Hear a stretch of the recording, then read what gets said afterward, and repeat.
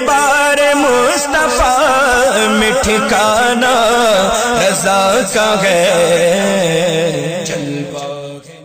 वह इल्म आज भी मदरसे की चटाई से मिलता है, जहां पहले दिन से लेकर आखिरी दिन तक यही सिखाया जाता है, बेटा झूठ बोलना हराम है, शराब पीना हराम है, जुआ खेलना हराम है, सूद खाना हराम है, माँ बाप को सताना हराम है, पड़ोसी को तकलीफ देना हराम है, गीबत चुगलखोरी हराम है, हसद कीना कुदूरत हराम है।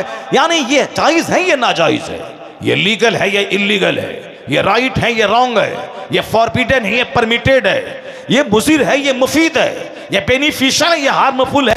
यही तो सिखाता है इस्लाम। और ये बच्चों की खुट्टी में बचपन से लेके आखिरी दौरे हदीस तक यही इल्म मिलता है। ये करना है, ये नहीं करना, ये अच्छा है, ये बुरा है, ये हराम है, ये हलाल है, ये लीगल है, ये इलीगल है। यही शिक्षा दी जाती है मदरसे में। तो इंसान बनाने की फैक्ट्री है ये मदरसा। और ये फैक्ट्री की मोहम्मद से वफा तूने तो हम तेरे हैं, ये जहां चीज है क्या लौहो कलम तेरे। कौम मुस्लिम आज भी हुकूमत तेरा इंतजार कर रही है कि तू मोहम्मदी बन जा, मैं तेरे पास आ जाऊं। कंडीशन है, शर्त है कि तू मोहम्मदी बन जा। हुकूमत इंतजार कर रही है, दिल्ली की गद्दी इंतजार कर रही है, अमेरिका की कुर्सी इंतजार कर रही है, चाइना जापान की गद्दियां इंतजार कर रही हैं। जिस तरह पहले ईरान की गद्दी इंतजार कर रही थी, मुस्तफ़ा के मानने वाले दीवाने अरब से निकले ईरान पे छा गए, अरब से वह लोग निकले रूम पे छा गए। मोहम्मद इब्ने कासिम मुट्ठी भर अपने दोस्तों के साथ अरब से निकले, इंडिया आए, हिंदुस्तान पे छा गए। उन लोगों की मेहनतों का नतीजा था कि 1000 साल तक इस मुल्क के हिंदुस्तान पे मुस्तफ़ा के गुलामों का शासन रहा। तो जिनकी हुकूमत इतने दिनों तक रही हो, आज वह हुकूमत के लिए तरस रहा है, आज वह नौकरी के लिए तरस रहा है, आज वह मुलाजमत रहा है। गेट का लोहा उठाने और गिराने की नौकरी मिल जाए, नौकरी मिल जाए, नौकरी के लिए ये लालायित हैं और बेचैन हैं। और हुकूमत इनका इंतजार कर रही है कि तू औरंगजेब बन जा, हिंदुस्तान तुम्हारा इंतजार कर रहा है। सब बस एक्टिव बन के दुनिया में जीना है, गुलाम मुस्तफ़ा बन जाए, इल्म हासिल करें, एक्टिव रहें, एक एक मिनट का सही इस्तेमाल करें। खेत गए बगैर वहां से गेहूं की फसल उपज के घर नहीं आती है, धान लगाए बगैर वहां से अगहन के मौसम में 100 कुंटल बासमती धान हमारे घर में नहीं आता है। जो बारिश के मौसम में भीग कर खेती करता है, इस अगहन के मौसम में वही धान के भंडार अपने घर में देखता है। जो शख्स मेहनत मशक्कत करके 30 साल तक 15 घंटे मेहनत करता है, वही किसी डिस्ट्रिक्ट का डिस्ट्रिक्ट मजिस्ट्रेट बनता है। जो मेहनत करके खखेड़ मोल लेकर बिजनेस करता है, वही आदमी एक दिन बहुत बड़ा ताजिर कहलाता है। मेहनत शर्त है हुकूमत लेने के लिए, मेहनत शर्त है दुनिया पे शासन करने के लिए, मेहनत शर्त है अपने बाल बच्चों को अच्छी आबरूमंदाना जिंदगी देने के लिए।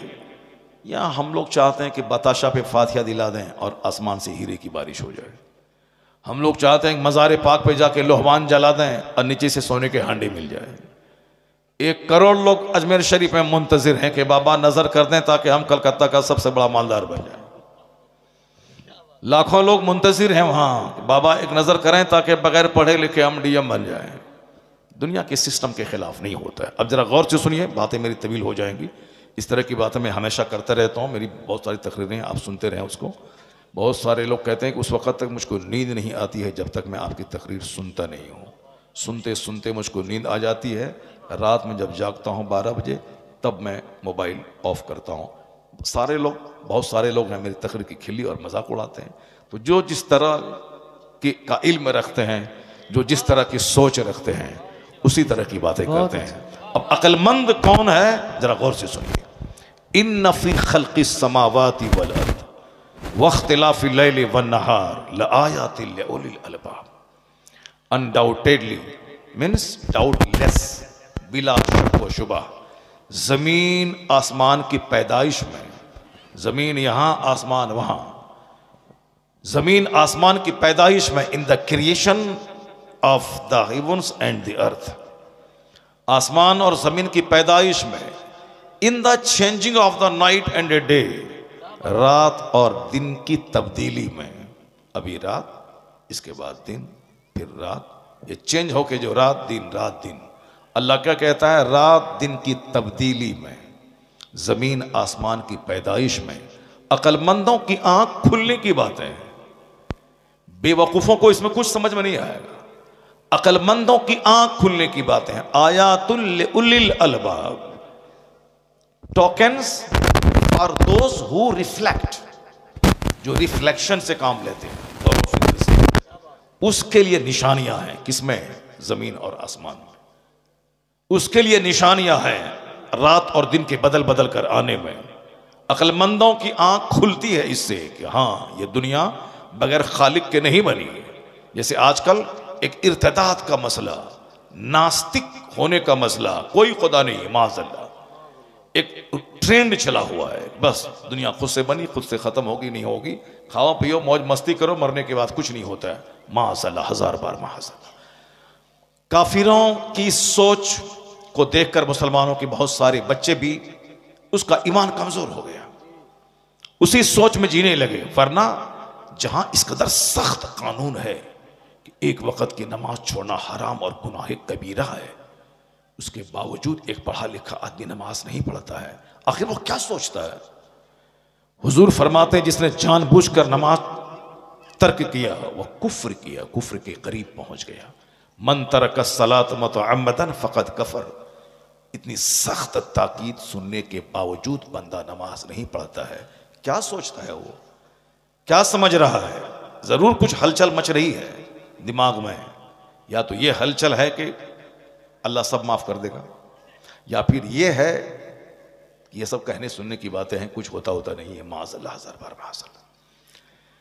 जबकि निगाहों के सामने देखता है कि 18 साल का जवान एक्सीडेंट किया, लाश के हजारों टुकड़े हो गए, बाइक से टक्कर, घर से निकला मुस्कुराते हुए, पान और गुटखा खाते हुए, 5 मिनट के बाद एक्सीडेंट किया। अब वहां से उसकी डेड बॉडी वापस आ रही है। अभी मैंने कहा कि उत्तराखंड का एक आदमी मार्केटिंग करने के लिए, वो साहब बाजार आया था और मार्केटिंग करके लौट रहा था। रात भर शॉपिंग किया, लौट रहा था, रास्ते में आंख लगी ड्राइवर की, गाड़ी के 10 लोग सब स्पॉट डेथ कर गए। एक ही फैमिली के, लड़का भी उसमें था, लड़के का बाप भी उसमें था, लड़के का भाई भी उसमें था। अब एक ही फैमिली के सारे लोग स्पॉट डेथ कर गए। फिर भी लोग नहीं समझेंगे, नहीं संभलेंगे उससे, नहीं वो मरा है, हम नहीं मरेंगे। हुजूर आका अलैहिस्सलाम ने क्या कहा था? लौ तअलमून मा अअलम लज़हिकतुम कलीलन वला बकैतुम कसीरा। आका फरमाते हैं, अगर तुम वो बात जान लो जो मैं जानता हूं तो तुम हंसोगे कम, रोगे ज्यादा। क्योंकि अभी आखिर जमाने में अकलें सबकी छीन ली जाएंगी, इसलिए सब हंसेगा। कोई राजू श्रीवास्तव की नकल करके हंसेगा, कोई उमर शरीफ की नकल करके हंसेगा, कोई चार्ली चैपलिन की नकल करके हंसेगा।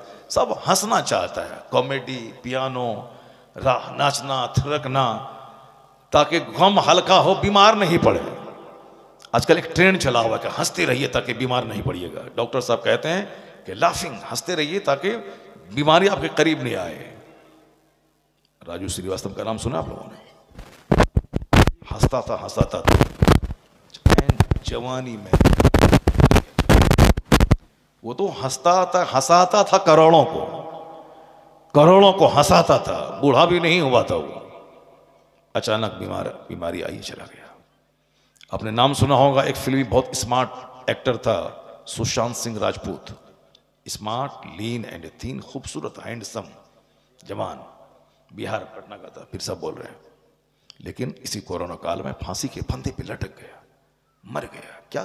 क्या कमी थी? बंबई, करोड़ों का घर, फिल्म इंडस्ट्रीज में काम, मस्त रहता, हंसता रहता था। जो ज्यादा हंसता है वो ज्यादा रोता है। इसलिए ये फॉर्मूला बंदे का कि हंसते रहिए बीमारी नहीं आएगी, मुस्कुराते रहिए बीमारी नहीं आएगी, 100% गलत फॉर्मूला, गलत। और हमसे सुनिए कि साहब बीमारी कैसे दूर भागेगी? बीमारी दूर वहां भागेगी जहां हर वक्त अल्लाह का जिक्र होता रहता है। और जहां दुनिया के डॉक्टर की बात नहीं, जहां मुस्तफ़ा की बात मानी जाती है, वहां बीमारी भागती रहती है। मदीना तैयबा में आका अलैहिस्सलाम के पास मिस्र का बादशाह एक डॉक्टर को भेजा था और दूसरा भी तोहफा भेजा था कि आका सरकार इस गुलाम का तोहफा कबूल कर लीजिए। आका अलैहिस्सलाम ने दूसरा तोहफा तो कबूल कर लिया, लेकिन डॉक्टर को यह कहते हुए वापस कर दिया कि डॉक्टर की मदीने को हाजत नहीं है, क्योंकि हमारे यहाँ बीमारी ही कम पड़ते हैं, हमारे यहाँ बीमार कम पड़ते हैं लोग, इसलिए तबीब की हाजत नहीं है। अब कम क्यों पड़ते हैं? आका फरमाते चूंकि हमारे लोग जब भूख लगती है तब खाते हैं, और अभी भूख बाकी रहती है खाना छोड़ देते हैं। एक जबरदस्त फॉर्मूला है बीमारी से बहुत हद तक बचने का। जब भूख लगे तब खाएं। यहां लोग सोचते हैं कि नाश्ते में भी 4 रोटी खा लूं, 11 बजे भी बिस्किट और चाय पी लूं, फिर जोहर के बाद 2 बजे भी बिल्कुल गर्दन तक चावल दाल और पापड़ सलाद सब खा लूं, फिर 4 बजे एक बिस्किट और चाय पी लूं, समोसा खा लूं, फिर मगरिब के बाद एक चाय पी लूं, फिर रात में इशा की नमाज के बाद बिल्कुल दबा करके गले तक मैं खाना खा लूं। और जब रात में भूख नहीं लगती है तो डॉक्टर के पास चला गया, हुजूर सर भूख नहीं लगी। बताइए, इन नाश्ता में 4 रोटी खाया है, दोपहर में दबा के खाया है, अब ये चाहता है कि रात में भी उसी तरह खाऊं। और ये काम कौन करता है? ये काम 50 प्लस 60 प्लस लोग जो 60 साल से ऊपर चले गए, उनको भूख नहीं लग रही है। अब वो कहता है कि डॉक्टर बाबू मुझको भूख नहीं लग रही है।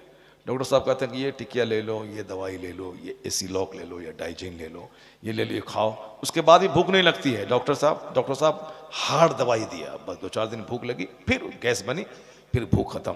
मैंने अभी परसों एक उस बूढ़े को मैंने कहा, डॉक्टर के सामने कहा, ये दवाई की जो पोटली लेके जा रहे हैं कि भूख लगे खाना खाया नहीं जाता है। मैंने कहा अगर जीना चाहते हैं तो सिर्फ 2 टाइम खाइए, एक सुबह नाश्ते में खाइए और फिर रात में खाइए, दोपहर में भूख लगे तो एक बिस्किट ले लीजिए, बाकी यहां तक दबा के मत खाइए, सिर्फ 2 टाइम खाइए। अभी 70 साल की उम्र में जो आप चाहते हैं कि 25 साल वाली ताकत रहे, मैं खा लूं 10 रोटी, 25 साल की उम्र में आपकी दाढ़ी के बाल, सर के बाल काले थे, और अभी देखिए 25 साल में आप बिल्कुल यंग जवान थे, अभी अपनी हड्डी और अपने चमड़े को देखिए आप। तो क्या चाहते हैं कि जो खाना 25 साल में खाते थे वही खाना 80 साल में भी खाएं? नहीं होगा। एक बहुत बड़े बुजुर्ग ने कहा, अल्हम्दुलिल्लाह मैं सेहतमंद हूं उस 70-80 साल की उम्र में भी। मैंने कहा राज क्या है? कहा राज है ज्यादा भूखा रहना, राज है ज्यादा भूखा रहना। सेहतमंद रहने का फॉर्मूला है कम खाना। और आज बीमारियां बढ़ गई, चूंकि 99% लोग गले तक दबा के खाना शुरू किया। पहले लोग दाने को तरसते थे, फिर भी सेहतमंद रहते थे, लेकिन अभी खा खा के लोग मौत की आगोश में जा रहे हैं। आका अलैहिस्सलाम ने क्या कहा कि मदीने में डॉक्टर की जरूरत नहीं है। क्यों? हमारे लोगों को जब भूख लगती है तब खाते हैं। यह 3 टाइम फॉर्मूला यह हमारा और आपका बनाया हुआ है, नाश्ता, दोपहर, रात, ये हमारा और आपका बनाया हुआ है। और इस्लाम का फॉर्मूला है कि भूख लगे तब खाओ।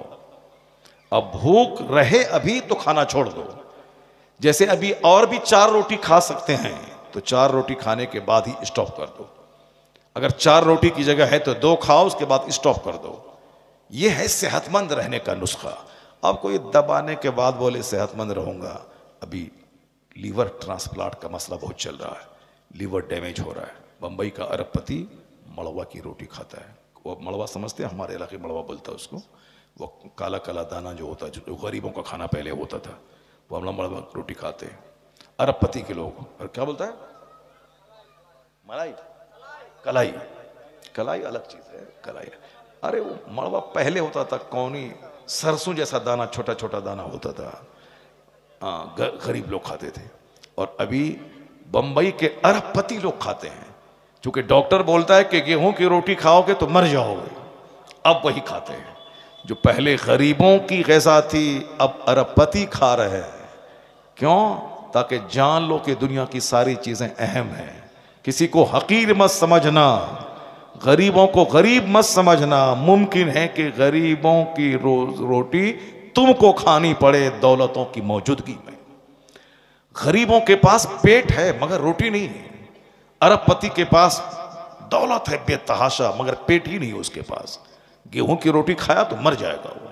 बहुत सारे लोग खाते, शुगर वाले को डॉक्टर कहते हैं कि गेहूं की रोटी में शुगर है, चावल में शुगर है, अब कैसे क्या खाऊं? तो डॉक्टर कहते हैं कि मकई, चना और साहब गेहूं, बाजरा, जौ, ये सब मिक्स करके आटा तैयार करो और खाओ। इस्लाम तमाम बिंदुओं पे बहस करता है। इस्लाम सिर्फ नमाज पढ़ने नहीं कहता है। From the cradle to the grave, मां की गोद से लेके कब्र की गोद तक तमाम मौज़ूआत का अहता इस्लाम करता है। हर टॉपिक पे बहस इस्लाम करता है। कौन कहा था knowledge is power, knowledge is light? इस्लाम ने कहा था। कौन कहा था knowledge is ornament, knowledge is arm? किसने कहा था कि इल्म जेवर है, इल्म जीनत है, इल्म हथियार है, इल्म बेहतरीन साथी है, इल्म ताकत है, इल्म रोशनी है? किसने कहा था? आज अगर कोई कहते हैं हमारे इंडिया में या अमेरिका में या चाइना जापान में Mao Tsetung, Mussolini, Hitler, doctor Washington, Abraham Lincoln, Ambedkar, Gandhi, Nehru, आज हमारे प्रधानमंत्री मोदी, कोई भी कहते हैं, ये आज कहते हैं, मगर मेरे पैगंबर ने 1400 साल पहले कहा था, अलैकुम बिल इल्म फ़इन्नल इल्म नूरुन। इल्म हासिल करो, इल्म लाइट का नाम है। इल्म हासिल करो, इल्म रोशनी का नाम है। Obtain knowledge, knowledge is power. इल्म हासिल करो, इल्म ताकत का नाम है। सरकार ने किस टॉपिक को टच नहीं किया? यहां तक कि हिंदुस्तान के अल्हड़ गंवार मेरे सरकार की तौहीन करते हैं। ये गंवार कुछ नहीं जानते। अमेरिका, यूरोप का दानिश्वर कहता है कि इस्लाम के पैगंबर के ताल्लुक से उन्होंने अपने हार्ट्स की फीलिंग को जो एक्सप्रेस किया है, वो कहते हैं how loftiness is the morality of the holy prophet of Islam. इस्लाम के पैगंबर की अखलाक की बुलंदी का क्या आलम है। वो कहते he made battlefield civilised, यानी वो मैदान जंग जहां कत्ल होता है, जहां खून बहाया जाता है, जहां नहीं देखा जाता कि सामने दुश्मन का बच्चा या दुश्मन की बीवी। कहते हैं कि इस्लाम के पैगंबर हैं जिसने कहा था कि औरतों पे हाथ मत उठाना, बच्चों पे हाथ मत उठाना, बूढ़ों बीमारों पे हाथ मत उठाना। यानी वो दानिश्वर यूरोप का कहते हैं कि ये इस्लाम के पैगंबर हैं जिसने मैदान जंग को भी मुहज्जब बना दिया है। Who made battlefield civilized, जिसने मैदान जंग को भी मुहज्जब बना दिया है। क्या बात है। जो अनपढ़ किस्म के लोग हैं वो पैगंबर आजम की शान में गुस्ताखी करते हैं। जो हाईली क्वालिफाइड हैं वो यही कहते हैं कि I can not find any other man in history like Muhammad. मैं पूरे मानव इतिहास में मुस्तफा का जवाब नहीं पाता। वो यही कहते हैं all standards by which human greatness may be measured is anyone greater than he. आका के बारे में वो यूरोप का दानिश्वर डॉक्टर लामार्टिन कहते हैं कि तमाम पैमाना, तमाम कसौटी, तमाम मेजरमेंट, तमाम तराजू जिस पर एक इंसान की महानता को जांचा जाता है, वह तमाम कसौटी लाओ और उस कसौटी पे जांचो कौन है जो मोहम्मद अरबी के मुकाबले में खड़ा हो सके। All standards by which human greatness may be measured is anyone greater than he. क्या है कोई जो मुस्तफा से बड़ा हो सके? ये पढ़े लिखे लोग कहते हैं, ये हाईली क्वालिफाइड लोग बोलते हैं। इसलिए मैं कभी हिंदुस्तान या दुनिया के डेनमार्क या कहीं का कोई अपने आप को पढ़ा लिखा कहता, अगर वो मेरे पैगंबर की शान में गुस्ताखी करता है और ऑल फॉल बकता है तो मैं उसको दुनिया का सबसे बड़ा जाहिल समझता हूं। वो ABCD जाना है, इल्म हासिल नहीं किया है। वो क ख ग जाना है, साक्षर है, शिक्षित नहीं है। वो शिक्षित साक्षर होना अलग है। अखबार पढ़ लिया, हिंदी पढ़ लिया, फिजिक्स पढ़ लिया, साहब क ख ग पढ़ लिया, ABCD पढ़ लिया, अलिफ बा पढ़ लिया, हाँ ये पढ़ना जानता है, ये लिखना जानता है, ये साक्षर है, शिक्षित नहीं है। शिक्षित का मतलब तालीम याफ्ता, एजुकेटेड। जब इल्म सीने पे आता है तो जहालत का खात्मा होता है, और इल्म आदमी को राइट और रॉन्ग में डिफरेंशिएट करने का ढंग सिखाता है, हक और बातिल में फर्क करने का तरीका सिखाता है। पढ़ा लिखा आदमी वो किसी चीज में आंख बंद करके नहीं पढ़ता, वो रिफ्लेक्ट करता है, रिसर्च करता है, गौर व फिक्र करता है, तब जाके वो कोई डिसीजन लेता है पढ़ा लिखा आदमी। तो जो लोग इस ऑल फॉल बकते हैं, समझने की साक्षर है, शिक्षित नहीं है, तालीम याफ्ता नहीं है। और क़यामत जब करीब आएगी लोग साक्षर ही बनेंगे। ABCD क ख ग, मैथमेटिक्स A+B, बस यही सब जानेंगे। वो आला तालीम है जो आदमी को इंसान बना दे। तालीम वो जो आदमी को खरे खोटे का फर्क सिखा दे। तालीम वो है जो आदमी को आदमियत पैदा कर दे, आदमियत आदमी के अंदर जगा दे। तालीम वो है जो चलता फिरता इंसान बना दे, उसे जहालत गंवारपन से बचा दे। और आजकल साहब डॉक्टर हैं और बातें जाहिलों की तरह कर रहे हैं, साहब साइंटिस्ट हैं और बातें गंवार की तरह करते, कहते कोई खुदा नहीं है, कोई गॉड नहीं है, दुनिया खुद से बनी है। एक घर खुद से बनता नहीं है, एक छोटा सा सामान खुद से बनता नहीं है, और ये विशाल संसार, ये संपूर्ण बरहमान बगैर खालिक के बन जाए, ये पूरी कायनात बगैर मालिक के चले, ऐसा कभी नहीं हो सकता। जिस दिन अक्ल पुख्ता होगी, इल्म जवान होगा, कलमा पढ़ने वालों की तादाद में इजाफा होता चला जाए। क्या कहने। और इस तरह की बातें मैं अक्सर करता हूं कि आज आप लोग मायूस हैं टेलीविजन के न्यूज सुनकर, सोशल मीडिया की खबरें सुनकर। अरे फिलिस्तीन में ये जुल्म हो गया, वहां हो गया, अमेरिका में ये हो गया, डेनमार्क में ये हो गया, इंडिया में साहब बहुत सारी मीडिया पे चलता है कि यहाँ मुसलमानों को सताया जा रहा है, वहां मस्जिदें तोड़ी जा रही हैं। ये एक पार्ट है, तस्वीर का एक रुख है कि मुस्लिम सताए जाते हैं अपनी बदअमली की वजह से। वह दूसरा रुख यह है कि कोई दिन ऐसा नहीं गुजरता जिस दिन कोई वैज्ञानिक कलमा पढ़ के मुसलमान न होता हो। अल्लाह। कोई दिन ऐसा नहीं गुजरता जिस दिन दुनिया का दानिश्वर कलमा पढ़ के मोमिन न होता हो। गंवार जाहिल वो क्या जाने इस्लाम क्या है। कोस्टो, फ्रांस का वैज्ञानिक कोस्टो, उससे पूछें कलमा क्यों पढ़ा। डॉक्टर मेगाटे तेजासेन, थाईलैंड की राजधानी बैंकॉक का एनाटॉमी का प्रोफेसर, उससे पूछें कि इस्लाम क्यों कबूल किया। पूछें उस प्रिंसेस, ब्रिटेन की शहजादी से जो इस्लाम कबूल करना चाहती थी। पूछें उससे रूस के प्रेसिडेंट से जो इस्लाम कबूल करना चाहता था। दुनिया में बहुत सारी ऐसी खबरें हैं जो इस मीडिया के लोग नहीं चलाते हैं। एक मोटी किताब है, कौन क्या पढ़ा और कलमा पढ़ के मुस्लिम कैसे बना। किस तरह दुनिया में एक इनकलाब, खामोश इनकलाब है। और अभी मैंने एक न्यूज़ सुनी कि 2015 से लेके 20 तक दूसरे मज़ाहिब के लोगों ने हिंदुइज्म को कबूल किया 30,000 की तादाद में, और इस्लाम कबूल किया है 30 लाख लोगों ने 5 साल के अंदर इस्लाम कबूल किया 2015 से लेकर 2020 के अंदर में। और अभी जब से फिलिस्तीन की जंग चल रही है, जिस खबीस ने कहा था कि 3 दिन में गाजा को मैं फतह कर लूंगा, हमास को दुनिया से मिटा दूंगा, आज 1 साल 4 महीने हो गए। आज की न्यूज़ है कि नेतन्याहू ने ऐलान किया है कि जो भी मेरे बंधक का पता लगाएगा उसको 42 करोड़ रुपए देंगे। उसको 42 करोड़ रुपए, 42 करोड़ रुपए, 42 करोड़ इंडियन करेंसी के हिसाब से, और वो शायद 5 मिलियन ऐसा कुछ बोला था कि 42 करोड़ रुपए उसको दूंगा जो मेरे बंधकों का पता लगाएगा कि कहाँ है। पूरी सुपर पावर है अमेरिका, और साहब पता नहीं लगा पा रहे कि हमारे बंधकों को कहाँ छुपाया गया। 3 दिन में मिटा देंगे। 1 साल 3 महीने से जायद का अरसा गुजर गया और अब तक वो गाजा को जीत नहीं पाया और अपने बंधकों को छोड़ा नहीं पाया। अब जरा गौर से सुनिए, इसी दरमियान में बहुत सारे लोग कलमा पढ़ के मोमिन बन गए यूरोप और अमेरिका में। क्यों?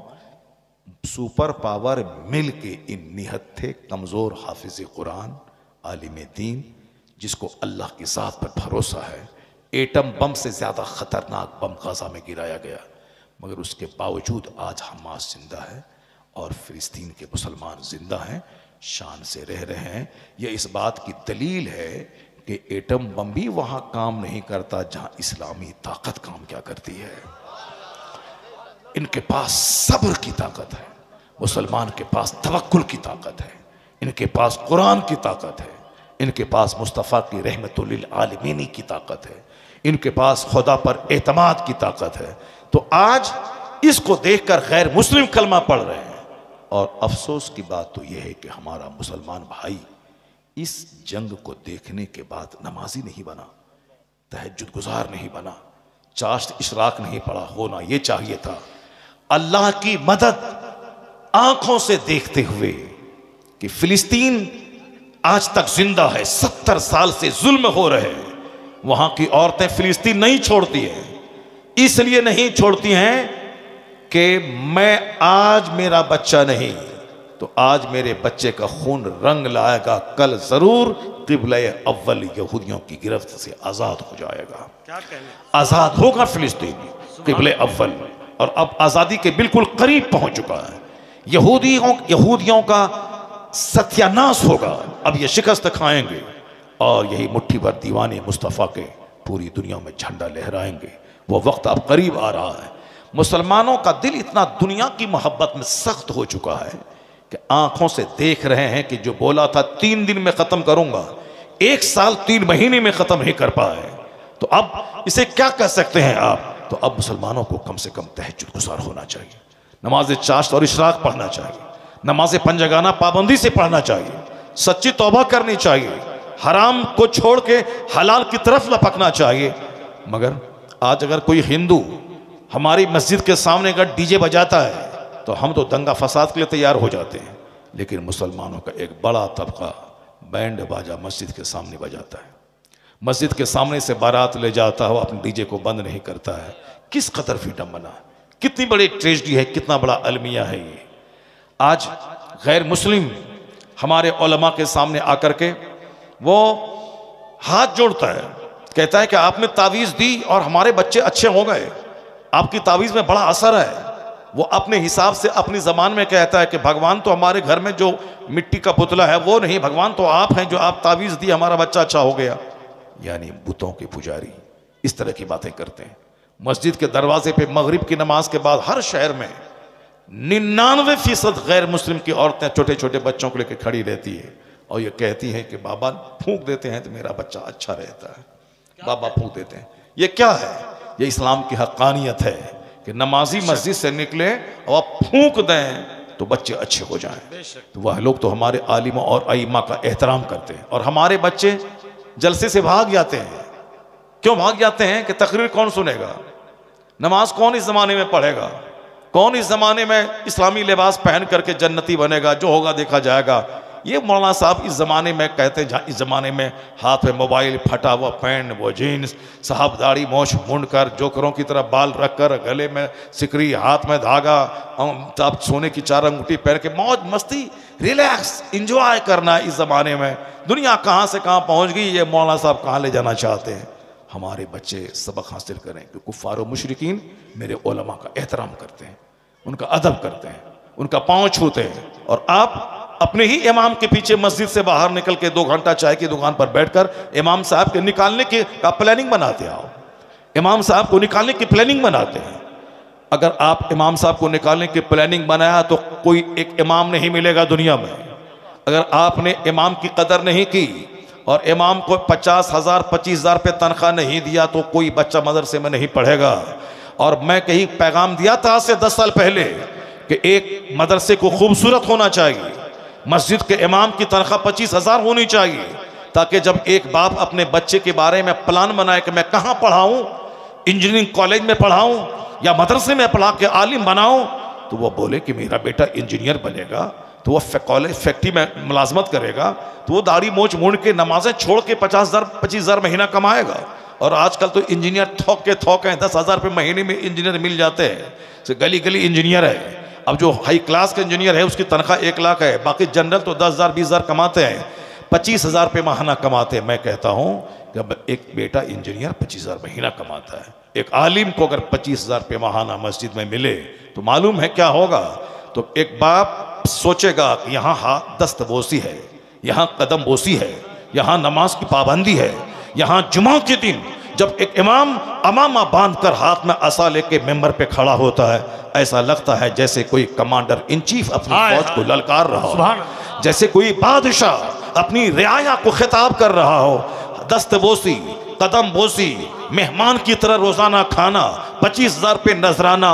मैं यकीन के साथ कहता हूं कि एक बाप ये राहत, ये इज्जत देकर अपने बेटे को इंजीनियर छोड़कर अपने बेटे को आलिम बनाना पसंद करेगा, क्योंकि यहाँ दुनिया भी है और आखिरत भी है, और यहाँ सिर्फ दुनिया के चंद सिक्के हैं। और अगर इमाम साहब को जलील किया गया, उनको समाज में एक हाशिए पे खड़ा कर दिया गया, तो कोई भी गैरतमंद अपने बेटे को आलिम नहीं बनाएगा। इनकी इस हालत को देखकर तो आने वाले वक्त में कोई नमाज पढ़ाने वाला नहीं मिलेगा। बस मैं अपनी गुफ्तगू को आगे बढ़ाऊं। अक्लमंद वो है जो जमीन आसमान की पैदाइश पे गौर व फिक्र करता है, जो सोचता है। अल्लज़ीना, अल्लाह की परिभाषा ये है, अल्लाह ने अक्लमंदों की परिभाषा जो की है वो ये है, अल्लज़ीना यज़कुरून अल्लाह क़ियामन व क़ुऊदन व अला जुनूबिहिम। अक्लमंद वह लोग हैं जो उठते बैठते लेटे अल्लाह का जिक्र करते हैं। सुभान अल्लाह, जरा जोर से बोले सुभान अल्लाह, ये अल्लाह का जिक्र है। जरा जोर से बोले अल्हम्दुलिल्लाह, जरा जोर से बोले सुभान अल्लाह। तो अल्लाह का जिक्र करने वाले अक्लमंद हैं। अल्लज़ीना यज़कुरून अल्लाह क़ियामन व क़ुऊदन व अला जुनूबिहिम। Those who remember Allah sitting, sleeping, reclining, वह जो सोते हुए, लेटे हुए, खड़े, झुकते हुए अल्लाह को याद करते हैं, वो अक्लमंद हैं। वह यतफ़क्करून फ़ी ख़ल्क़ि समावाति वल अर्द, and they consider in the creation of the heavens and the earth. अक्लमंद वह लोग हैं जो जमीन और आसमान की संरचना पे, इसके स्ट्रक्चर पे, इसकी पैदाइश पे गौर व फिक्र करते हैं, वो अक्लमंद हैं। अल्लाह ने अक्लमंद किसे कहा? जो गौर व फिक्र करते हैं, जो इस दुनिया से ज्यादा आखिरत के बारे में सोचते हैं। अक्लमंद जो हयात और मौत के फलसफे पे गौर करते हैं। अक्लमंद जो मकसद हयात पे गौर करते हैं।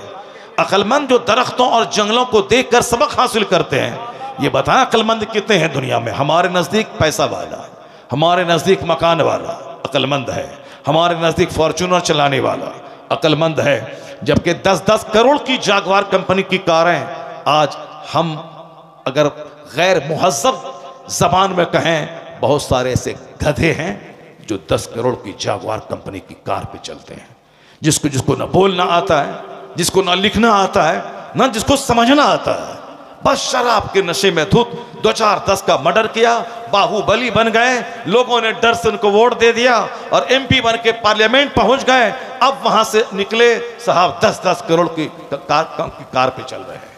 अब जिसको बोलना तक नहीं आता, जिसको डिसिप्लिन नहीं आती, बस 2-4-10-20 का मर्डर किया, बाहुबली हो गया। अब लोगों ने डर के मारे वोट दिया, असेंबली और पार्लियामेंट पहुंच गए, अब अरबों में खेल रहे। क्या कहेंगे उसे आप, जिसे एक जुमला लिखना नहीं आता, एक जुमला बोलना नहीं आता हो? तो फॉर्च्यूनर इस बात की दलील नहीं कि वो अक्लमंद है। 1 करोड़ का बंगला यह दलील नहीं कि वो अक्लमंद है। साहब 1000 एकड़ जमीन इस बात की दलील नहीं कि वो अक्लमंद है। अक्लमंद है कौन? वमन यूतल हिकमत फकद ऊतिया खैरन कसीरा। कुरान कहता, अल्लाह कहता, हमारा पैदा करने वाला खालिक कहता है, जिसे हिकमत, इल्म हिकमत की नेमत मिली, समझ लो उसे सबसे बड़ी दौलत मिल गई। नारे तकबीर, नारे रिसालत, खलीफा हुजूर ताजुश्शरिया मसलके आला हजरत, नारे तकबीर, नारे रिसालत। जहां इल्म की रोशनी है, जहां तकवा है, वही दौलत है। दौलत का मतलब ये नहीं कि खूब धन दौलत हो, नहीं, अक्ल सलीम जहां है वही धनवान है, वही अक्लमंद है। अक्लमंद होना बहुत बड़ी नेमत है। अल्लाह जिससे मोहब्बत करता है उसे अक्ल सलीम और दीनी समझ की दौलत उसको अता कर देता है। अल्लाह तबारक व तआला हम सबों को अक्लमंद बनाए, हम सबों को दुनिया से ज़्यादा आखिरत की फ़िक्र करने की तौफीक अता फरमाए। अब ज़रा मैं टॉपिक से रिलेटेड कुछ बातें करता हूँ। मैंने कुरान शरीफ की एक आयत पढ़ी है, आपकी तवज्जो, आप लोग उठेंगे तो नहीं, भागेंगे तो नहीं, आप लोग नहीं भागेंगे ना? हाँ, कीमती बातें सुनिए, कुरान और हदीस की बातें सुनिए, अपनी ज़िंदगी को संवारिए और सजाइए। मैं भी स्कूल कॉलेज में पढ़ा हूँ अल्हम्दुलिल्लाह। मैं 400 लड़कों में मैट्रिक में टॉप किया हूँ। मैट्रिक में 400 लड़के हमारे क्लास में थे। अल्हम्दुलिल्लाह मैंने फर्स्ट क्लास पास किया। दाढ़ी उगने वाली थी और टोपी पहनता था। इंटरमीडिएट में पूरी यूनिवर्सिटी में टॉप पोजीशन था मेरा, 10-20 कॉलेज में। अल्हम्दुलिल्लाह दाढ़ी थी, सर पे टोपी थी।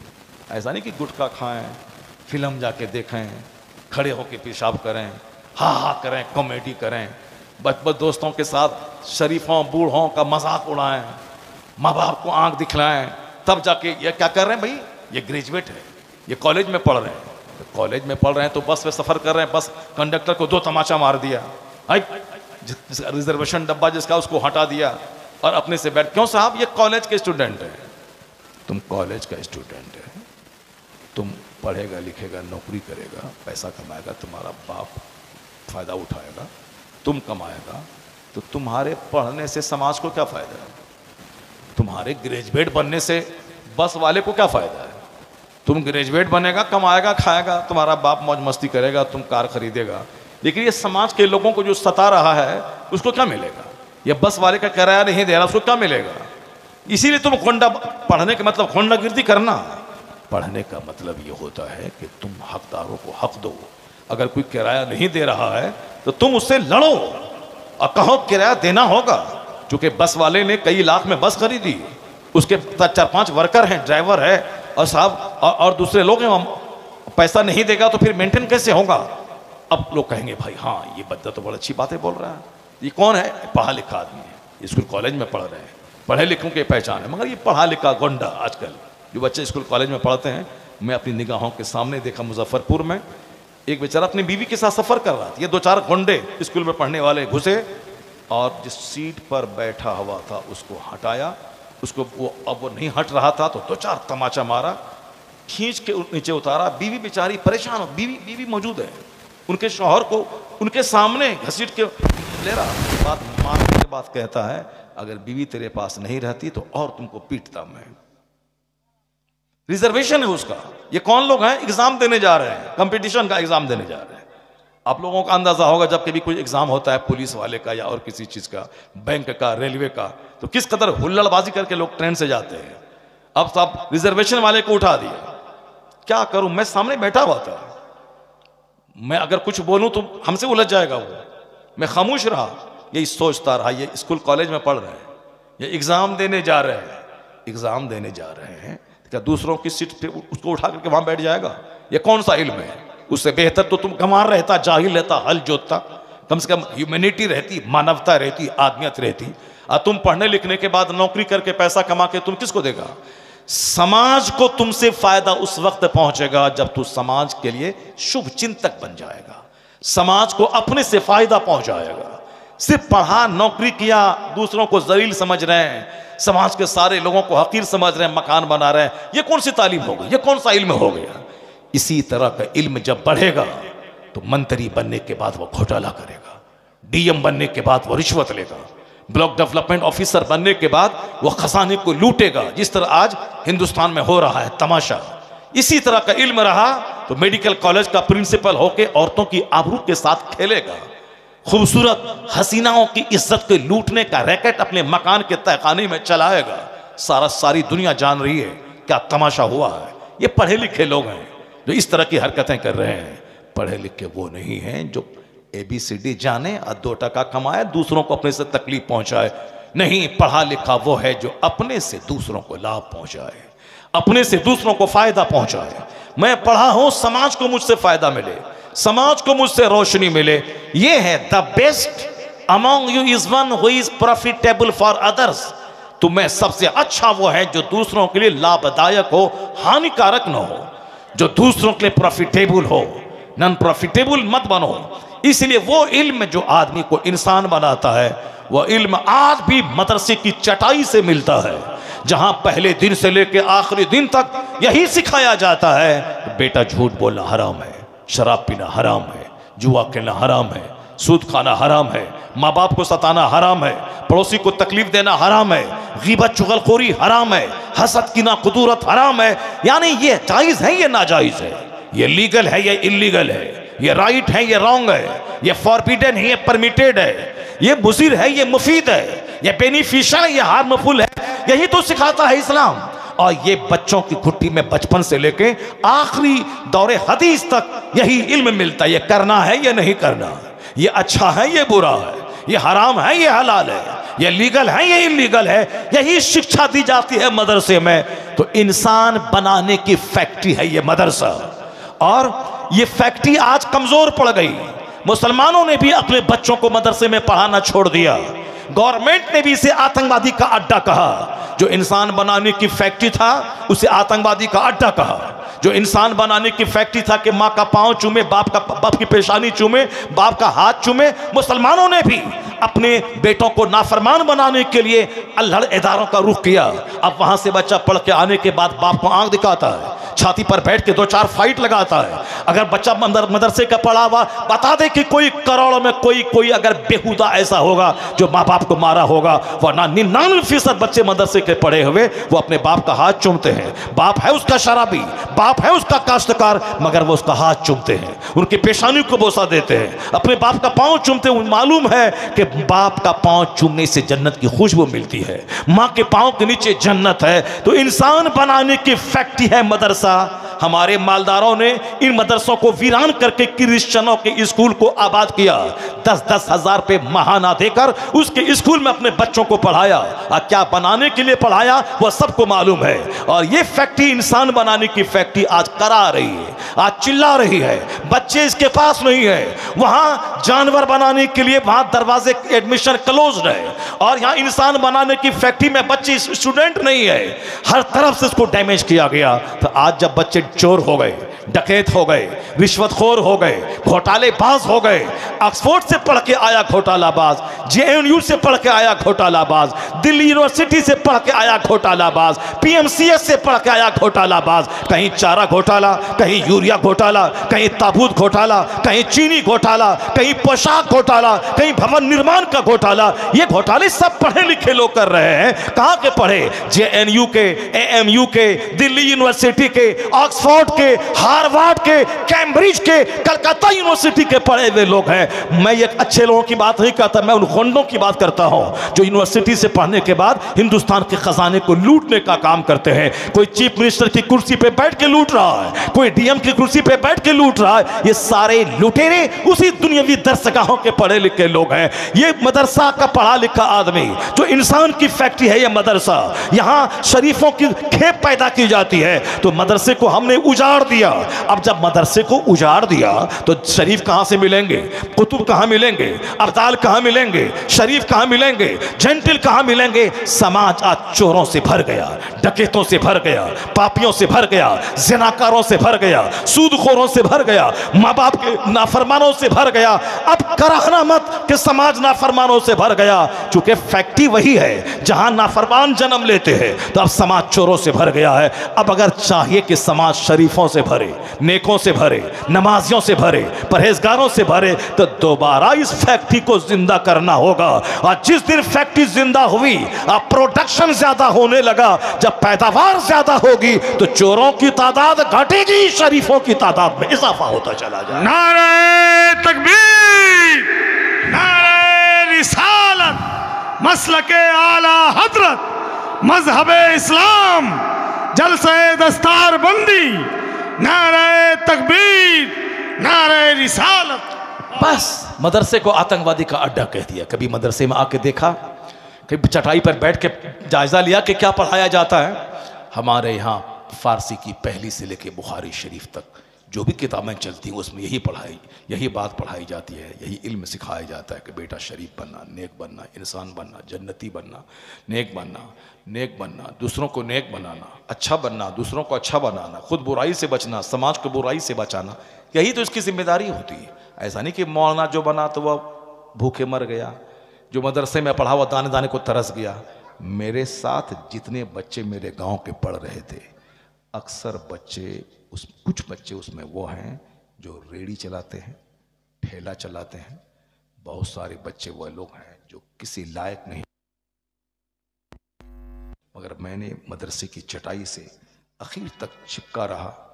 यहीं पढ़ने के बाद वहाँ से इंटरमीडिएट किया, ग्रेजुएशन किया, पोस्ट ग्रेजुएशन किया, यानी फर्स्ट से लेकर लास्ट तक सारी डिग्री मैंने कॉलेज की हासिल की मदरसे से रहने के बाद। और मैं मौलवी हूँ आज, मगर अल्हम्दुलिल्लाह मेरी बात ठीक है, चलो सारे लोग तो इस तरह से नहीं कर पाते हैं, लेकिन हमारा एक मामूली मौलवी भाई जो मेरे गांव का था, वो भी पुख्ते का घर बना लिया, वो भी बाइक पे चल रहा है, इज्जत की जिंदगी गुजार रहा है। और जिसने मौलवी का मजाक उड़ा के अपने बेटों को स्कूल में भेजा, उनका बच्चा नोएडा सेक्टर 16 में रेडी चला रहा है। आलिमों की तौहीन जो करेगा कि मदरसा में पढ़ने से क्या मिलेगा, उसकी नस्ल में एक अच्छा आलिम कभी पैदा नहीं होगा। और आप जान लें कि अल्लाह जब सांप, छुछंदर, बंदर, शराबी, पापी सबको रोजी देता है, जो अल्लाह के दीन का काम करेगा क्या अल्लाह उसको भूखा रखेगा? नहीं रखेगा। वमन यतवक्कल अलल्लाहि फहुवा हस्बुह, जो अल्लाह पे भरोसा करता है अल्लाह उसके लिए काफी हो जाता है। और अल्लाह वहां से रोजी देता है जहां से बंदा सोच नहीं सकता है।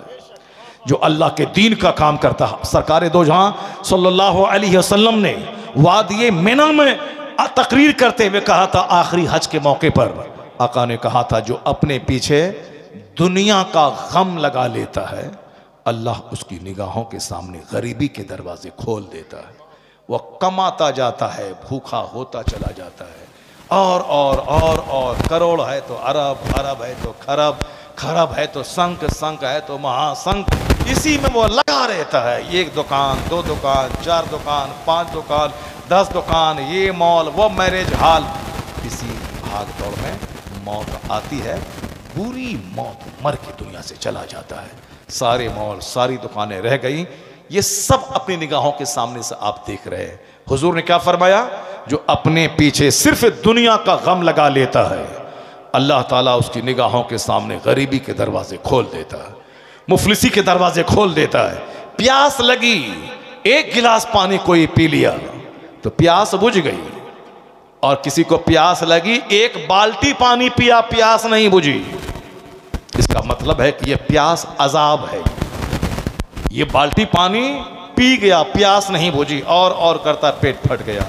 और यहां 1 गिलास पिया, आसूदगी हो गई, प्यास बुझ गई। ये 1 गिलास पानी जो आदमी की प्यास बुझा दे, वह 1 टन पानी से बेहतर है जो प्यास ना बुझा सके। थोड़ी सी कमाई जो आदमी को सेटिस्फाइड कर दे, जो आदमी को इत्मीनान क़ल्ब दे दे, जो आदमी को सब्र और कनाअत दे दे, यह थोड़ी सी कमाई उस खरबों से बेहतर है जो खरब कमाने के बाद आदमी को लालची और हरीस बना दे कि कमाता जाए, उसकी भूख बढ़ती चली जाए। इसलिए हुजूर ने कहा था, जो अपने पीछे दुनिया का गम लगा लेता है अल्लाह उसकी निगाहों के सामने मुफलिसी के दरवाजे खोल देता है, और जो अपने पीछे दीन का गम लगा लेता है अल्लाह तबारक व तआला उसकी रोजी का कफील और जिम्मेदार हो जाता है। अल्लाह ताला वहां से रोजी देता है जहां से बंदा सोच नहीं सकता। दीन का गम लगा, जन्नत का गम लगा ले, आखिरत का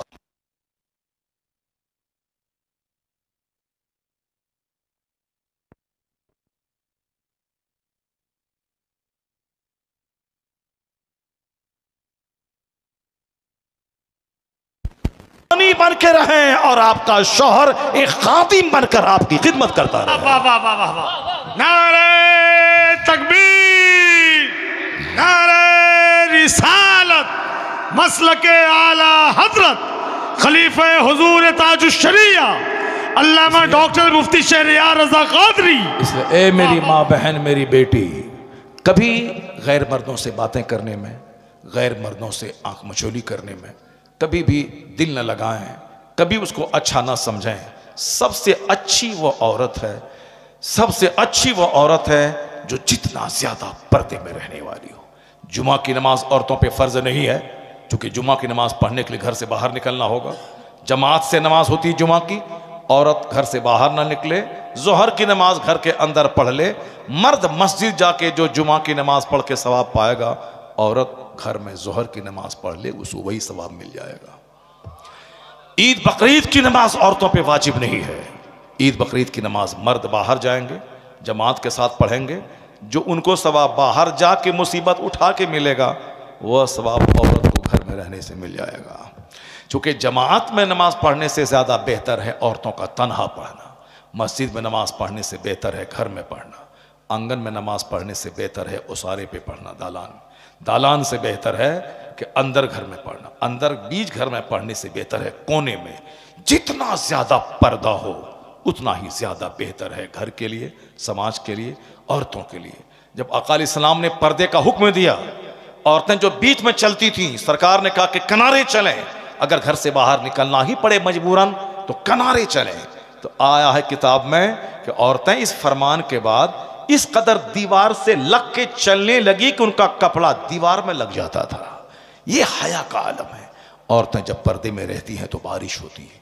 औरतें जब पर्दे में रहती हैं तो रोज़ी में बरकत होती है। औरतें जब पर्दे में रहती हैं तो बदकारियाँ नहीं होती है। तो अल्लाह माफ़। दिल्ली में कहत छाया, बारिश रुक गई, सारे मुसलमान जमा हुए और बारिश के लिए नमाज इस्तिस्का अदा की। अभी ये मोबाइल, इंस्टाग्राम, फेसबुक के ज़माने में नमाज इस्तिस्का का ख्याल किसको है? गरीबी का इलाज है नमाज चाश्त। और 2 हज 2 उम्रा का सवाब, 1 हज 1 उम्रा का सवाब मिलता है जब बंदा नमाज इशराक पढ़ के मस्जिद से बाहर निकलता है। दूसरों के सामने भीख मांगते हैं कि पैसा दीजिए, मदीने में खर्चा करेंगे। और यहाँ हुजूर फरमाते हैं जो फजर की नमाज बाजमात मस्जिद में पढ़े और वहाँ ठहरा रहे सूरज निकलने के बाद, 2 रकत नमाज इशराक पढ़ के मस्जिद से बाहर निकले, 1 हज 1 उम्रा का सवाब लेके मस्जिद से बाहर निकलेगा। ये काम करना नहीं है और दूसरों से कहना है कि पैसा दीजिए हम उम्रा के लिए जाएंगे। नमाज फर्ज आजम है। जो फर्ज है वो अदा नहीं करना है, और जो फर्ज नहीं है उसके लिए मांगना है और लालायित रहना है कि हमको सब नमाजी हमको उम्रा करवा दे। क्यों उम्रा करवा दे? खुद ही को कर बुलंद इतना कि हर तकदीर से पहले खुदा बंदे से खुद पूछे, बता तेरी रजा क्या है। इतना बुलंद कर ले अपने आप को मस्जिद में कि यहां आंख बंद कर मदीने का दीदार हो जाए। सरकार आला हजरत रज़ी अल्लाह ताला अन्हु की सवाने उम्री में एक चैप्टर आया है कि आपका एक खलीफा आलिम दीन देखा कि आप हुजरे में हैं। फिर उसके बाद पर्दे से देखा, झांक के तो देखा अंदर में आप नहीं हैं। फिर उसके बाद देखा आप उसी हुजरे से बाहर आए, परेशान हो गए। कहा पांव पकड़कर हुजूर बताना होगा आज यह राज क्या है।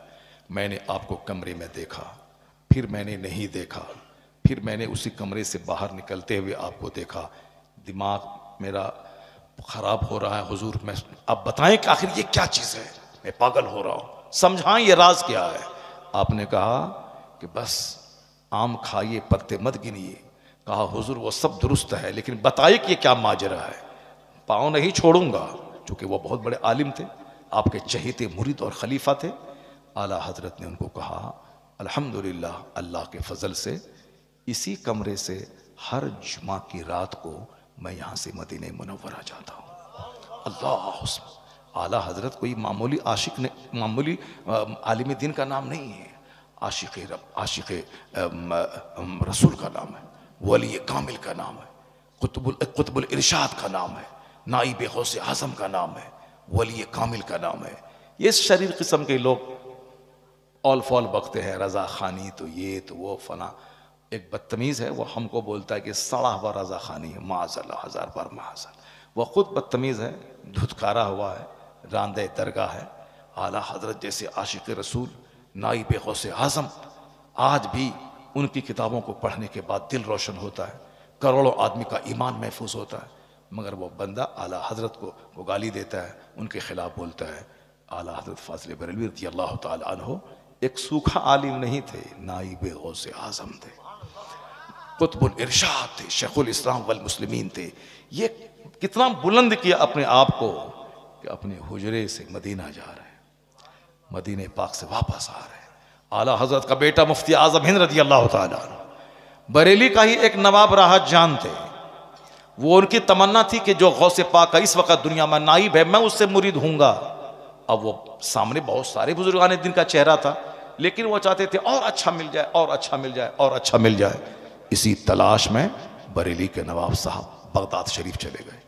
बगदाद की गलियों में घूमते थे, चूंकि जुस्तजू थी कि गौसे पाक का नाइब मिले, जुस्तजू थी, घूमते रहते थे। एक बार खानकाह में एक बहुत नूरानी चेहरे वाले को देखा, समझ गए कि जरूर ये नाइब गौसे आजम है। दिल उनकी तरफ माइल होने लगा।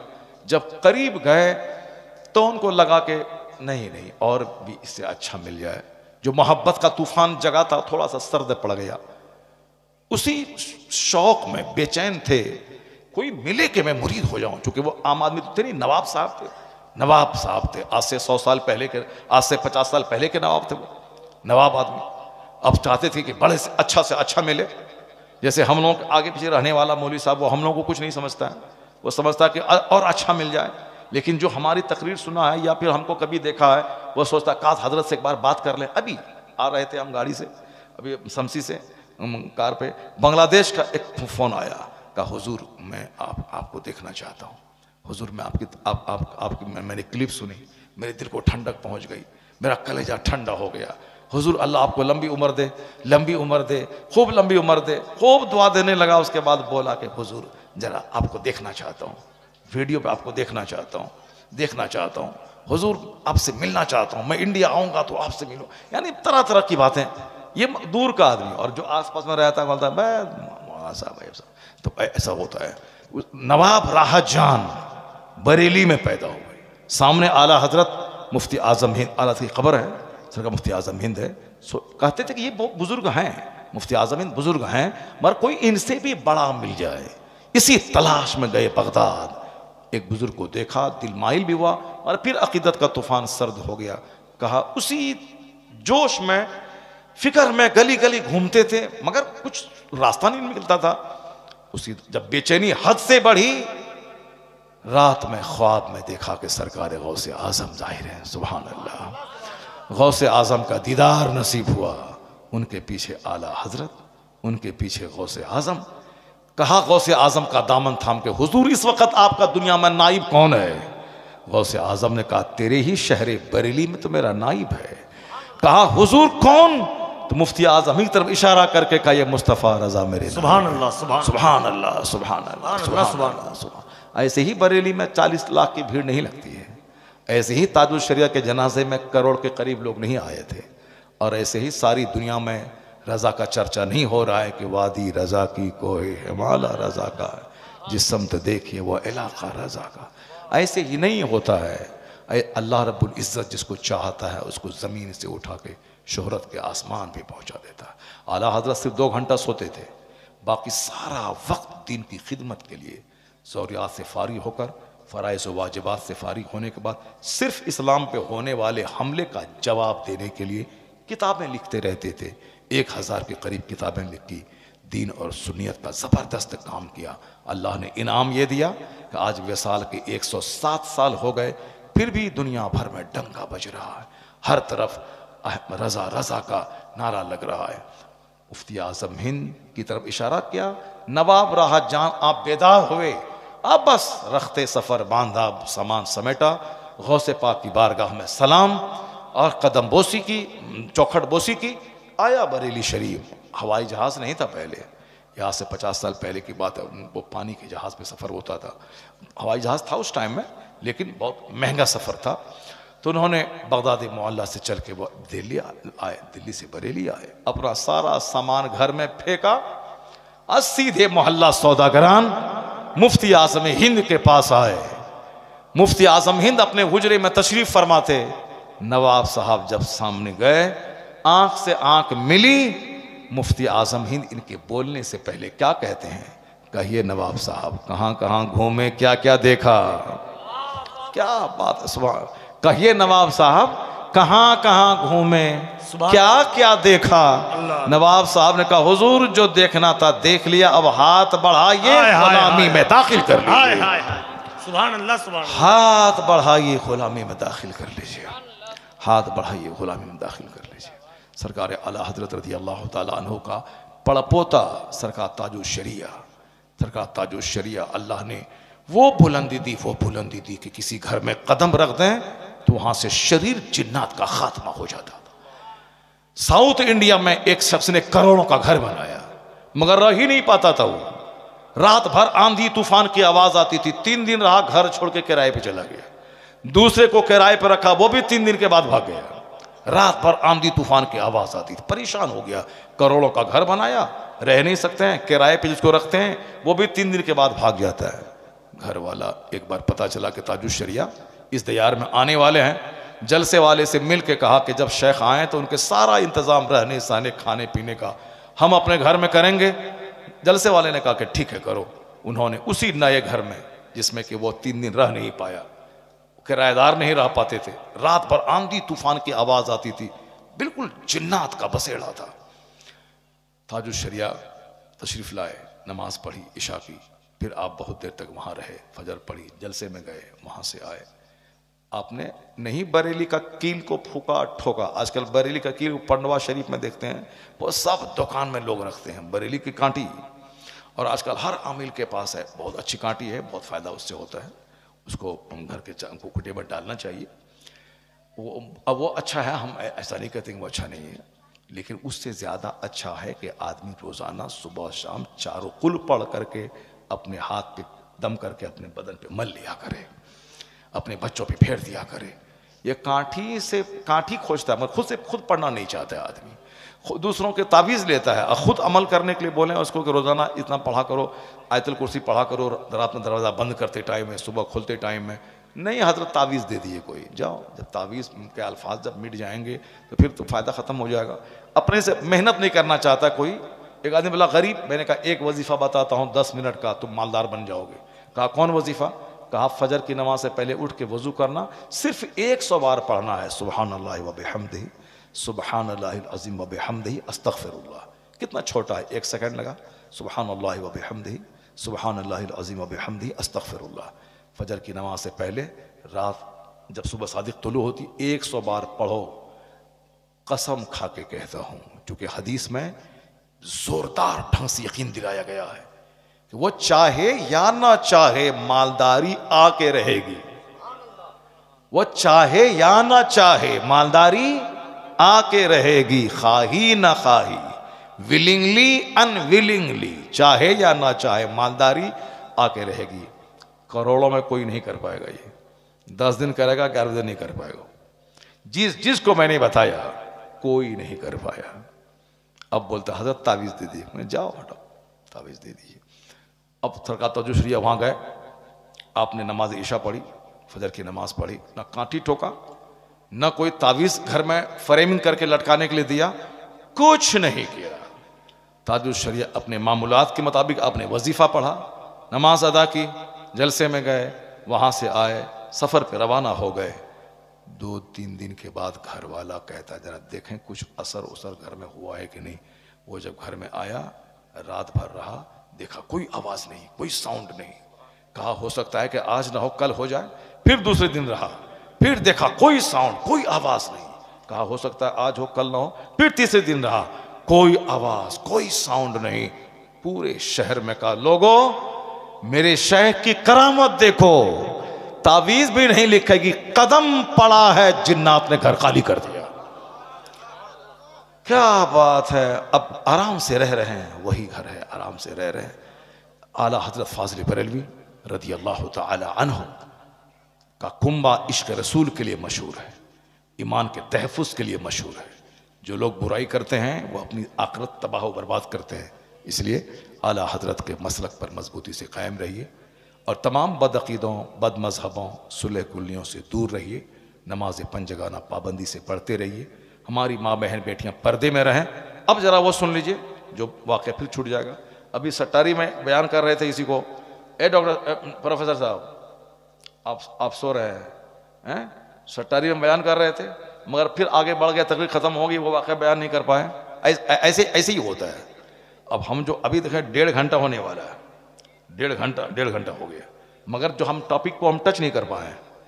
जो कुरान पाक की कहानी बयान करनी थी, हमें 3-4 कहानी बयान करनी थी, सूरह बकरा की कहानी बयान करनी थी, मगर उसको टच ही नहीं कर पा रहे, क्योंकि कुछ ऐसी ज़रूरी बातें निकल जाती हैं जो हमारे सामने जवान बच्चे सब रहते हैं।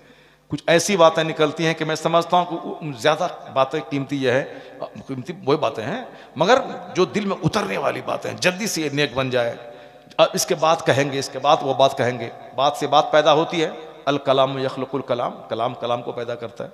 बात से बात पैदा होती है, बात बढ़ जाती है। अक्सर मेरा टॉपिक अधूरा रह जाता है। वहाँ 2 घंटे की तकरीर हुई और जो मैं कहना चाहता था वाकया वो नहीं कह पाया। आज भी भूल जाते हैं हम, मगर हमको वो देखे प्रोफेसर साहब को, हमको याद आ गया। दिल्ली में बारिश रुक गई, कहत छा गया। मेरी माँ बहन बेटी गौर से सुनना, कहत छाया, फसलें जलने लगी, मवेशियों के थनों का दूध खुश्क होने लगा। पहले रिवाज था कि जब बारिश नहीं होगी तो नमाजी इस्तिस्का पढ़ी जाती थी, इसीलिए ये सारी बातें बीच में आ गई कि नमाज इलाज है गरीबी का। लोग पढ़ते नहीं, तस्बीह मगर को पढ़ते नहीं है। पढ़े हैं बचपन में, पढ़े आप लोग बचपन में पढ़े होंगे। बारिश नहीं हो रही, तेज धूप है, मुसलमान निकले मैदान में, खूब नमाज इस्तिस्का पढ़ के अल्लाह से दुआ मांगी। लौटे के रास्ते में वो जोरदार बारिश हुई कि भीगते हुए लोग घर पहुंचते थे, भीगते हुए लोग घर पहुंचते थे। ये नमाजी इस्तिस्का है। बचपन में हम लोग सुनते थे। और लोग आजकल सोशल मीडिया गर्दन तक खाने की वजह से, चलो इस बार बारिश नहीं हुई, कोई हरज की बात नहीं है। इतना हैट्रिक टन गेहूं गवर्नमेंट के खजाने में है, सारे लोग खा लेंगे। बस इसी इंतजार में, अपने काम से फुर्सत नहीं, नमाज कौन पढ़ेगा? जरा गौर से सुनिए। दिल्ली के लोग निकले सड़कों पे हजारों की तादाद में, नमाज अदा की मगर बारिश नहीं हुई। फिर निकले, नमाज अदा की, बारिश नहीं हुई, परेशान हो गए। नमाज पढ़ रहा हूं, दुआ कर रहा हूं, बारिश नहीं हो रही। जब गुनाह ज्यादा हो जाता है, पाप ज्यादा होता है, तो अल्लाह ताला दुआ कबूल नहीं करता है। हदीस में आया है कि जिस औरतों के पायल की आवाज गैर मर्द सुने, उस औरत के, उस कौम के मर्दों की दुआ को अल्लाह रद्द कर देता है। औरत बेपर्दा रहे, ये काबा में जाके दुआ करे, दुआ कबूल नहीं होगी। हराम खाए, काबा में दुआ करे, दुआ कबूल नहीं होगी। क्योंकि दुआ की कबूलियत के लिए हलाल ग़िज़ा शर्त है, हलाल ग़िज़ा शर्त है। अब लोग नमाज अदा की मगर बारिश नहीं हो रही है। हजरत सूफी निज़ामुद्दीन अबुल मुअय्यिद रज़ी अल्लाह तआला अन्हु, बहुत बड़े बुजुर्ग हैं। उनका मज़ार कुतुबुद्दीन बख्तियार काकी रज़ी अल्लाह तआला अन्हु के आस्थाने के बिल्कुल करीब, मस्जिद से बिल्कुल सटे हुए उनका मज़ार है। उनके बाजू में उनकी माँ का मज़ार है। उन्होंने अपनी माँ का दुपट्टा अपने हुजरे में जो था उसको लिया, उस दुपट्टे को हाथ में लेके आपने दुआ की, इलाही ये उस औरत का दुपट्टा है जिस औरत को मरते दम तक गैर मर्द ने कभी नहीं देखा। इलाही इस दुपट्टा का वास्ता है, तू बारिश रहमत का नुज़ूल फरमा दे। इधर दुआ खत्म होनी थी, घंघोर घटा छाई, वो बारिश हुई कि दिल्ली और दिल्ली का सारा इलाका सरसब्दो शादाब हो गया। अब बताएं कि मर्द ने नमाज अदा की, नमाज कबूल नहीं हुई, लेकिन एक औरत का दुपट्टा जो गैर मर्द ने कभी उसको नहीं देखा। किस कदर औरत के पर्दे में बरकत है, किस कदर औरतों के घर में रहने में बरकत है।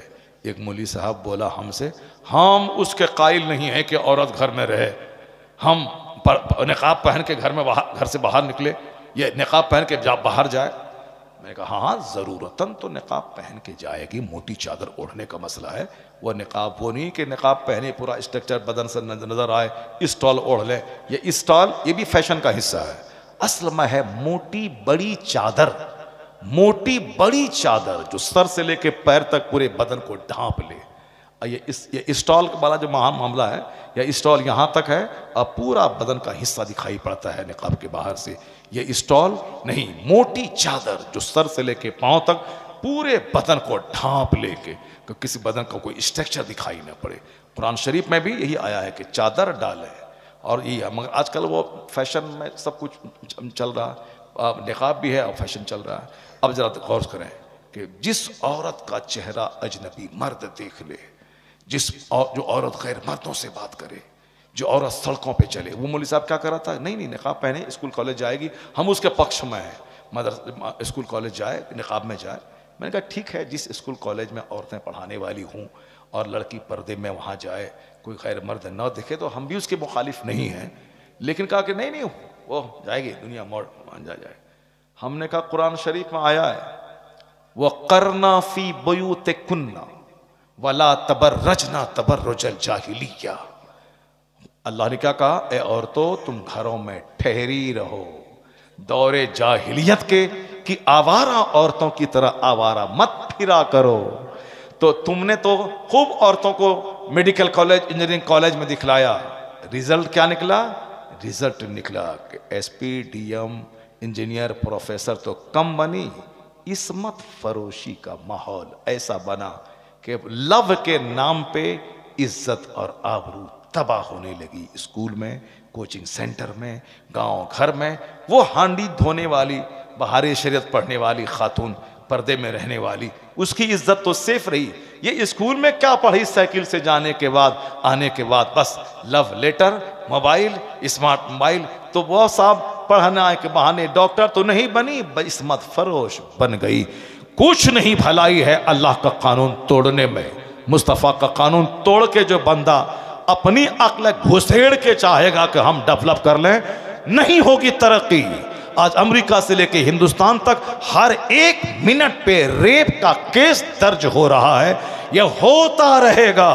नेचुरल सिस्टम से बगावत जो भी करेगा यह होता रहेगा। चूंकि सारा अमन, सारा सुकून, सारा चैन, सारी बरकतें, सारी भलाइयाँ, सारी तरक्कियाँ मुस्तफ़ा की पैरवी में है। मुस्तफ़ा की मुखालफत में कोई भलाई नहीं है। खिलाफे पैगंबर कसे रह गुज़ीद कि हरगिज़ बमंजिल न खाद रसीद। मुस्तफ़ा के खिलाफ जो चलेगा कभी मंजिल मकसूद पर नहीं पहुँचेगा। आज दुनिया में जो बेचैनी की आग लगी है, इस आग को बुझाने का एक तरीका है। डॉक्टर बर्नार्ड शॉ ने कभी कहा था, he must be called the saviour of humanity if a man like him were to assume the dictatorship of the modern world, he must succeed in solving its problems. मेरे बच्चे तो कहे कौन चलेगा उस मसले पर, इस जमाने में कौन चलेगा? बर्नार्ड शॉ, यूरोप का हाईली क्वालिफाइड आदमी, जिसकी किताब दुनिया की हजारों कॉलेज दरसगाहों में चलती हैं, उसने क्या कहा? इस्लाम के पैगंबर मानवता के रक्षक कहे जाने के काबिल है। If a man like him were to assume the dictatorship of the modern world, he must succeed in solving its problems. क्या कहा? अगर दुनिया पैगंबर आजम को अपना रहनुमा मान ले, उनके मार्गदर्शन में जिंदगी गुजारे, वो कहते हैं सारी समस्याओं का समाधान मिल जाएगा, सारे मसाइल का हल मिल जाएगा। अल्लाह तबारक व तआला हमको और आपको और दुनिया के सारे मुसलमानों को अपने नबी मुहतरम सल्लल्लाहु अलैहि वसल्लम की सच्ची गुलामी की तौफीक अता फरमाए। सरकार दो जहां से सच्ची मोहब्बत की तौफीक अता फरमाए। आका अलैहिस्सलाम के रास्ते पे खुद, बीवी, बाल बच्चे सबको चलने चलाने की तौफीक अता फरमाए। आमीन। वाखिरु दाअवाना अनिल हम्दुलिल्लाहि रब्बिल आलमीन।